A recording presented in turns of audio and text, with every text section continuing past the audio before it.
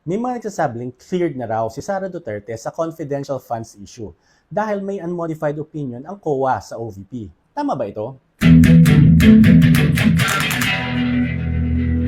Ano ba ang ibig sabihin ng unmodified opinion ng COA?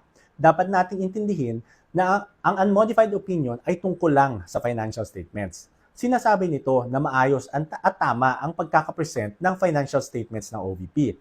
Sumusunod ito sa applicable reporting standards. Walang finding ng pag-aksaya ng pondo. Pero madaming mga tanong ang hindi sinasagot ng unmodified opinion. Tulad ng 1, legal ba ang pinagastusan? Number 2, may authority ba na gastusin ang pera sa paraan na yon? Number 3, may abuse of discretion ba? Ngayon, i-connect natin to sa confidential funds. Ano ba ang problema sa confidential funds? Hindi naman accounting ang issue dito, di ba? Ang issue dito ay unang-una, authority. May legal basis ba para ibigay ang confidential funds sa OVP? Historically kasi, agencies like AFP, PNP, and other intelligence units ang may ganitong funds, hindi ang OVP. Number 2, purpose. Ginamit ba strictly ang confidential funds para sa intelligence activities as required by law? Number 3, speed and pattern of spending. Paano naubos ang 125 million in 11 days? At number 4, transparency.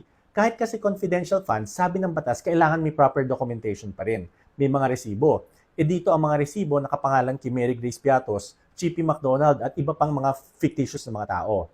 So, kahit perfect ang accounting pwede pa rin illegal at unconstitutional ang paggastos.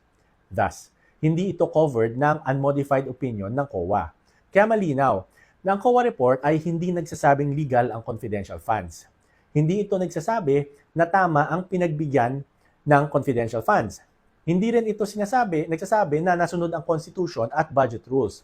At hindi rin ito nagsasabing walang pananagutan ang VP. Accounting lang ang sinasagot ng unmodified opinion, hindi constitutional violations, hindi abuse of power. In other words, kahit may unmodified opinion, hindi ibig sabihin wala nang pananagutan si Inday.